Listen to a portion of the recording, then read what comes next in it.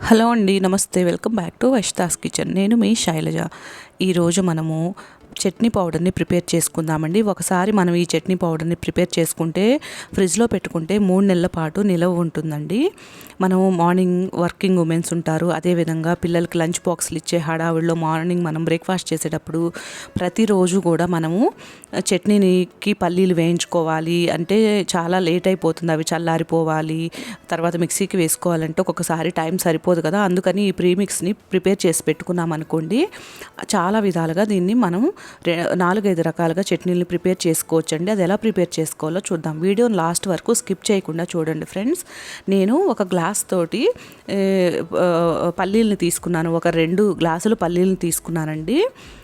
మీరు ఇంట్లో ఏదైనా ఒక కొలతతోటి 2 కప్పులు కానీ 2 గ్లాసులు కానీ పల్లీలను తీసుకొని లో టు మీడియం ఫ్లేమ్లో పెట్టుకొని ఈ పల్లీని లోపల వరకు ఫ్రై అయ్యేలాగా ఈ విధంగా మనం వేయించుకోవాలి. పల్లీలు హైలో పెట్టి వేయించుకున్నామంటే అవి పైన కలర్ వచ్చేసింది, లోపల పచ్చిగా ఉంటుంది. అప్పుడు ఈ ప్రీమిక్స్ అనేది మనకి ఎక్కువ రోజులు స్టోర్ ఉండదన్నమాట. ఈ విధంగా వేయించుకొని స్టవ్ ఆఫ్ చేసేసి వీటన్నిటిని పూర్తిగా చల్లారనివ్వాలి వేరే ప్లేట్లో వేసేసి. తర్వాత అదే ప్యాన్లో నేను తీసుకున్న పల్లీలకి ఒక 25 వరకు ఎండుమిరపకాయలను తీసుకున్నాను. ఈ ఎండుమిరపకాయలను కూడా తీసుకొని లో ఫ్లేమ్లో ఈ విధంగా వేయించుకోవాలి. హై ఫ్లేమ్లో పెడితే ఎండుమిరపకాయలు కూడా కలర్ వచ్చేస్తాయండి, లోపల గింజల వరకు వేగవు. కాబట్టి నిదానంగా వేయించుకొని వీటిని కూడా వేరొక ప్లేట్లోకి వేసేసుకొని పూర్తిగా చల్లారనివ్వాలి. ఇప్పుడు మనం అదే ప్యాన్లో 1 టీ స్పూన్ వరకు ఆయిల్ వేసుకొని ఇందులో నేను 1 టీ స్పూన్ మినప్పప్పు ఇంకా 1 టీ స్పూన్ జీలకర్రను కూడా వేసుకున్నాను. తర్వాత మనము పల్లీలు తీసుకున్న గ్లాస్ తోటే ఎండు కొబ్బరిని కూడా 1 గ్లాస్ తీసుకొని ఈ విధంగా యాడ్ చేసుకొని ఈ ఎండు కొబ్బరిని కూడా ఒక 2-3 నిమిషాల పాటు ఈ విధంగా వేయించుకోవాలి. తర్వాత ఇవి వేయించుకున్న తర్వాత మనం ఒక గుప్పెడి నిండా కరివేపాకును కూడా వేసుకోవాలి. ఈ కరివేపాకును కూడా వేసుకొని కరివేపాకు క్రిస్పీగా అయ్యేంత వరకు వేయించుకోవాలి. హై ఫ్లేమ్లో అస్సలు పెట్టొద్దండి. తర్వాత మనం అదే పల్లీలు తీసుకున్న గ్లాస్ తోటే 1 గ్లాసు మనం ఎండు శనగపప్పును తీసుకోవాలి. అదేవిధంగా చింతపండును కూడా నేను ఒక చిన్న నిమ్మకాయ సైజు అంతా చింతపండును కూడా వేసేసుకొని ఈ ఎండు శనగపప్పు వేడయ్యేంత వరకు ఒక 2-3 నిమిషాల పాటు వేయించుకొని స్టవ్ ఆఫ్ చేసి వీటన్నిటిని పూర్తిగా చల్లారనివ్వాలి. ఒక 10 వరకు వెల్లుల్లి రెబ్బలు కూడా వేసేసుకోవాలి. వెల్లుల్లి రెబ్బలు కూడా వేసుకున్న తర్వాత ఒక 2-3 నిమిషాలు ఇలా వేయించుకొని చూసారా, కరివేపాకు కూడా మనకి చాలా క్రిస్పీగా అయింది. ఇలా వచ్చిన తర్వాత మనము వీటిని కూడా పూర్తిగా చల్లారనివ్వాలి. ఇప్పుడు నేను ఈ ముందుగా వేయించుకున్న పల్లీలకి పొట్టు తీస్తున్నానండి. ఇది పూర్తిగా ఆప్షనల్ అండి. మీరు కావాలంటే వీటి మీద పొట్టు తీసుకొని చట్నీ పౌడర్ని ప్రిపేర్ చేసుకోవచ్చు, లేదంటే అలా కూడా ఉంచుకోవచ్చు. నేనైతే పొట్టు తీసేసి ఈ చట్నీ పౌడర్ని ప్రిపేర్ చేస్తున్నాను.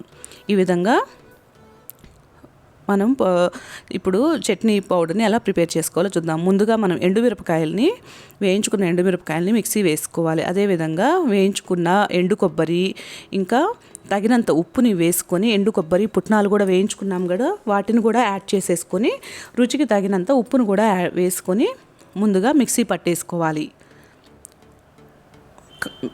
కావాలంటే పల్లీలు కూడా ఈ టైంలోనే వేసుకోవచ్చండి. కానీ నేను ముందు ఎండుమిరపకాయలు, ఎండు కొబ్బరి, ఎండు శనగపప్పు వీటిని వేసుకొని మిక్సీ పట్టుకొని ఒక గిన్నెలోకి తీసేసుకుంటున్నాను. తర్వాత ఇప్పుడు మనం వేయించిన పల్లీలను కూడా వేసేసుకొని వీటిని కూడా పౌడర్ లాగా చేసేసుకొని మనం ముందుగా వేసుకున్న పౌడర్లోకి దీన్ని కూడా కలుపుకోవాలి.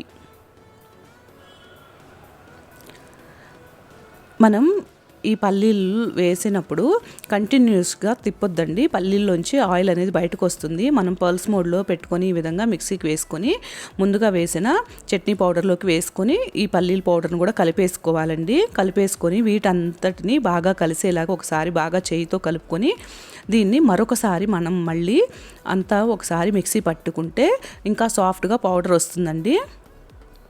ఇప్పుడు ఈ టైంలో ఇందులో మనం సాల్ట్ని అడ్జస్ట్ చేసుకోవాలండి. సాల్ట్ కనుక సరిపోకపోతే ఈ టైంలో యాడ్ చేసుకోవచ్చు. ఈ కలిపిన మిక్స్ని మరొకసారి మనం మెత్తగా మిక్సీ పట్టుకోవాలి. పౌడర్ వేసిన తర్వాత కంటిన్యూస్గా తిప్పితే ఆయిల్ అనేది రిలీజ్ అవుతుందండి పల్లీల్లో నుంచి, కొబ్బరిలో నుంచి. అందుకనేసి పల్స్ మోడ్లో పెట్టుకొని ఈ విధంగా మిక్సీ పట్టుకొని మరొకసారి బాగా కలిపేసుకొని ఇది పూర్తిగా చల్లారిపోయిన తర్వాత ఎయిర్ టైట్ కంటైనర్లో పెట్టుకొని మనం ఫ్రిడ్జ్లో పెట్టుకుంటే 3 నెలల పాటు ఇది స్టోర్ ఉంటుందండి. బయట పెట్టుకుంటే 1 మంత్ పాటు ఉంటుంది. హాస్టల్కి వెళ్ళే పిల్లలకి మనం ఇలా ప్రిపేర్ చేసిస్తే వాళ్ళు ఎప్పుడైనా కానీ వాళ్ళకి అవసరమైనప్పుడు ఇలా చట్నీస్ ప్రిపేర్ చేసుకుంటారు. మనం ఇంట్లో కూడా ఇలా ప్రిపేర్ చేసుకున్నాం అనుకోండి, మనకు చాలా యూస్ఫుల్గా ఉంటుంది. చూడండి, నేను ఈ చట్నీ పౌడర్ తోటి 3 రకాలుగా చట్నీస్ని ఎలా ప్రిపేర్ చేసుకోవాలో చూపిస్తానండి. ముందుగా నేను 3 టేబుల్ స్పూన్ల ఈ చట్నీ పౌడర్ని తీసుకున్నాను. మన అవసరానికి తగినన్ని వాటర్ని వేసేసుకొని మిక్స్ చేసుకోవటమేనండి. ఎంతో సింపుల్గా మనకి ఫాస్ట్గా మార్నింగ్ టైంలో ఇలా చట్నీని ప్రిపేర్ చేసుకోవచ్చు. మనకి కనుక ఇష్టం ఉంటే ఇలా కూడా తినొచ్చండి. ఒక 2 నిమిషాలకి ఇది పూర్తిగా సెట్ అయిపోతుంది. మనం ఏదో ఒక ఇడ్లీలోకో, ఉప్మాలోకో, దోశలోకో చేసుకుంటాం కదా, అవి వేసుకునే లోపల ఈ చట్నీ కూడా ఇలా మిక్స్ చేసి పెట్టుకుంటే ఎంతో ఫాస్ట్గా రెడీ అయిపోతుంది. తర్వాత రెండో వర్షన్ అండి. ఇదే పౌడర్ తోటి ఇంకొక చట్నీని ఎలా ప్రిపేర్ చేసుకోవాలో చూద్దాం. ప్రతిరోజు అదే చట్నీ తినాలంటే మనకి బోర్గా ఉంటుంది కదా. 1 టీ స్పూన్ ఆయిల్ వేసుకొని, ఒక 3 టమాటాలని కట్ చేసుకొని, ఒక పావు టీ స్పూన్ పసుపు, ఒక పావు టీ స్పూన్ ఉప్పును వేసుకొని ఈ విధంగా టమాటాలంతా మెత్తగా మగ్గేంత వరకు మగ్గించుకోవాలి. ఇలా మూత పెట్టుకొని మగ్గించుకుంటే ఫాస్ట్గా అయిపోతుందండి. తర్వాత వీటిని స్టవ్ ఆఫ్ చేసేసి పూర్తిగా టమాటాలని చల్లారనివ్వాలి. ఈ పౌడర్ రెడీగా ఉందనుకోండి, మనం వేరే వేరే రకాలుగా కూడా ఈ చట్నీని ప్రిపేర్ చేసుకోవచ్చండి. ఎప్పుడు సేమ్ చట్నీ తినాలన్నా పిల్లలు కూడా బోర్ ఫీల్ అవుతారు కాబట్టి మన క్రియేటివిటీని ఉపయోగించి 2-3 రకాలుగా వీటిని ఫ్లేవర్ మార్చుకొని ప్రిపేర్ చేసుకోవచ్చు. చూసారు కదా, టమాటాలు పూర్తిగా చల్లారిపోయినాయి. చిన్న అల్లం ముక్క వేసుకొని 3 టేబుల్ స్పూన్ల మన చట్నీ పౌడర్ని యాడ్ చేసుకొని రుచికి మనకి అవసరానికి తగినన్ని వాటర్ని యాడ్ చేసుకొని మనం మిక్సీ పట్టేసుకోవటమే. చూసారు కదా, అదే పౌడర్ని ఉపయోగించి మనం ఇంకొక రకం, రెండో రకం చట్నీని కూడా ఎలా ప్రిపేర్ చేసుకున్నామో. నిజంగా చెప్తున్నా అండి, ఈ పౌడర్ అయితే చాలా విధాలుగా ఉపయోగపడుతుంది. ఇలా చట్నీ రూపంలో కానీ, లేదా ఇడ్లీల మీద నెయ్యి వేసుకొని ఈ పౌడర్ వేసుకొని కూడా ఇస్తే పిల్లలు చాలా ఇష్టంగా తింటారు. మనం ఇప్పుడు 2 రకాల చట్నీలు ప్రిపేర్ చేసాం కదా, 3వ వేరియేషన్ చూపిస్తున్నానండి. ఆయిల్ 1 టీ స్పూను, జీలకర్ర కొంచెం, ఒక పెద్ద ఉల్లిపాయ, పుదీనా ఫ్లేవర్తో ఈ చట్నీని ప్రిపేర్ చేసుకున్నామండి. ఒక గుప్పిడి నిండా పుదీనా వేసుకొని లో ఫ్లేమ్లో మనం నిదానంగా ఉల్లిపాయని వేయించుకోవాలి. ఉల్లిపాయ ఏమి బ్రౌన్గా అవ్వాల్సిన అవసరం లేదండి. ఒక 2-3 నిమిషాల పాటు వేయించుకున్న తర్వాత స్టవ్ ఆఫ్ చేసేసి పూర్తిగా చల్లారిన తర్వాత మిక్సీ జార్లో యాడ్ చేసుకొని మనం చట్నీ పౌడర్ ఉంది కదా, దాన్ని ఒక 3 టేబుల్ స్పూన్లు యాడ్ చేసేసుకోవాలి. తర్వాత కొంచెం కరివేపాకును కూడా వేసుకోవాలి.